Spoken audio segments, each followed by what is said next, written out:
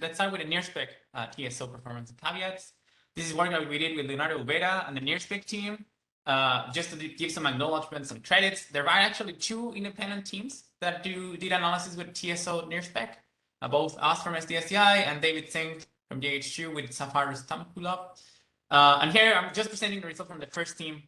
David will present the other results elsewhere, and I didn't have time to include all of that. So, credits go to them as well. I mean, this was a huge team effort, and also to Stefan Birkman, amazing effort, and NIRSpec as well, Pierre Ferrit, of course, NIRSpec PI, and the NIRSpec team for building this beautiful instrument, and the TSO working group at SDSCI for all the feedback on commissioning. This was very, very pivotal to make this happen.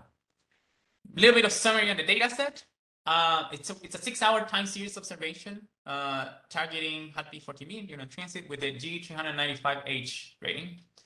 This is over 1,000 integrations with 20 groups per integration, which makes it great for like jump detection. I mean, the more groups you have, better you get at that. And actually, this is a data set that has 2 detectors, so the spectrum is spread across 2 detectors, NIRS1 and NIRS2. This is the smallest one of the smaller. It's not the smallest. It's one of the small ones. 32 pixels high by 248 per instrument, and you can see that the spectrum is very curved. The trace is very curved, and actually observations like this triggered an analysis of this data triggered a movement of the silver ray about 4 pixels up. So you have an extra little bit of wavelength range with this. So thanks to Stefan Birkman for leading that work. I mean, that was super fastly implemented. First thing. The trace positions here are extremely stable. So the RMS over 6 hours, it's about 0.002 pixels. Like see this, like it's very, very stable. There's no significant drift, maybe like a small 0.001 from integration 0 to 400. So this is integration number versus pixel movement of the trace. But all of this is broadly consistent with what we see from FGS. So one of the cool things that you can do is that you can go to the fine guidance sensor data and compare the centroids with what you observe in your spectrum. And that's very, very, very consistent between each other. The transient here looks super nice. I didn't detect any strong tilt events or anything causing at least a huge jump in this. So here the white light curves for NIRS1 and NIRS2. There's an evident slope on the NIRS1 light curve though that you might want to correct, but other than that, the light curves look just great. To analyze how the scatter was behaving as a function of wavelength on these light curves, what we did is that we took the out of transit, we compare the expected error bar, basically by the pipeline, which includes red noise and photon noise, versus the measured scatter. So we're dividing the measured scatter over the expected scatter, and of course, in an ideal world, you want that to be exactly 1. Measured scatter is the expected scatter. And indeed, that's the case at the resolution level of the instrument. So here what you're seeing is in the x-axis, we're plotting the wavelength, and in y-axis, I'm plotting how this ratio between the measured and predicted.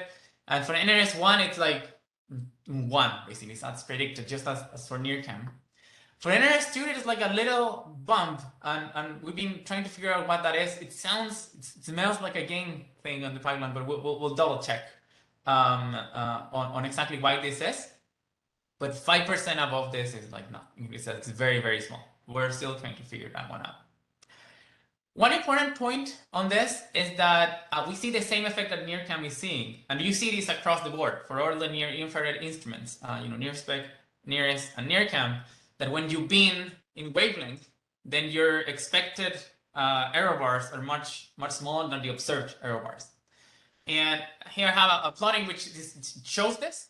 So in the right axis, in the red plot, you see wavelength in the x-axis, and again expected scattering in the y-axis. So when you bin 10 spectral bins, this ratio goes a little bit above, like 10%. If you do 100 spectral bins, like larger, then this goes up to 0.5, and if you do like 300 spectral bands, this goes to like 1.75. So binning, it actually doesn't go down at the square root of n. So that's something to have in mind, and this is actually correcting for some 1/f noise.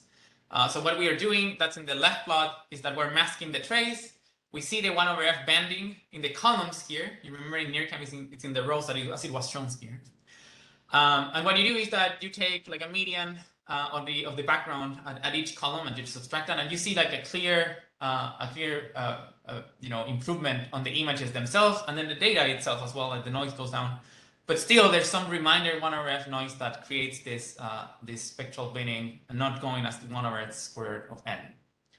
Nonetheless, like the recommendation that we're trying to give is that you work with the data at the resolution level of the instrument. And if you're worried about, well, my light curves look great or not, they do look great at the resolution level of the instrument. Here I'm showing some examples. And you can actually, you see the transits, you can even see some bumps and wiggles, all part of the reduction mostly. I mean, we don't see anything happen at the observatory level.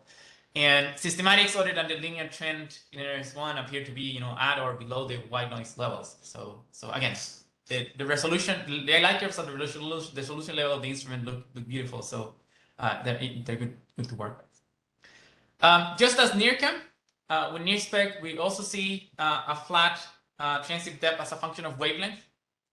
Here is the transit depth as a function of wavelength for NIRSS1, and at R equals 100. NIRSS1 shows a point-per-point precision in the transit depth of about 50 parts per million. The scattering spectrum itself, it's 65 parts per million. Both are consistent at about 1 sigma. So formally, we can only say that the errors in the transit depth are below 10% from expectation, which is consistent with being within the expectations for this data set. For the NIRSS2 detector, which covers all the way from all the way down to up to 5 microns, the per point precision in the transit depth, it's about 66 parts per million, and the transit spectrum itself, it's about 83 parts per million, both consistent at 1 sigma, and the same thing. They're consistent within 10% from expectations. So it's, the spectrum, it's also flat. So that's great.